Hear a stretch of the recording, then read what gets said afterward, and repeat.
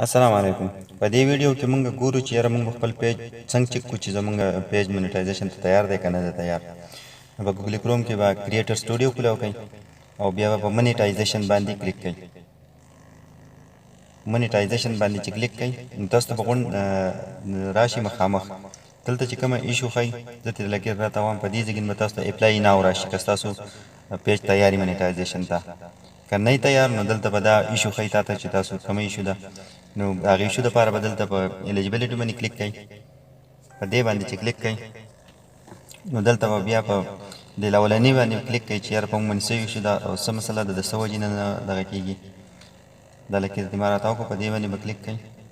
دې کې دا وړوکی ډراپ ډاون دی په دې باندې به لاندې کلیک کوئ. په دې باندې چې کلیک کوئ نو تاسو به وښایي چې یاره ستاسو کوم مسله ده او څه دغه دي. په ریوز کنټینټ باندې اکثر پارټنر پالیسي راځي نو په هغه وجه باندې دغه نه منټایز کېږي. نو په دې باندې دې کې صرف یو مونږ ته ګرین دی باقي یو ریډ دی او یو یلو دی نو دا ټول مونږ ته ګرین پکار دي. دا ریډ پکې بالکل د پارټنر پالیسۍ دا کوم آپشن چې دی نشان چې دی داسې مونږ ته بیخي نه دی پکار چې دا یو نو بیا زموږ پیج نه منټایز کېږي. دا شو د لکه د دې معلومات لپاره چې کوم زموږ پیج باندې کومه مسله ده کوم شیزونه نه دي پوره.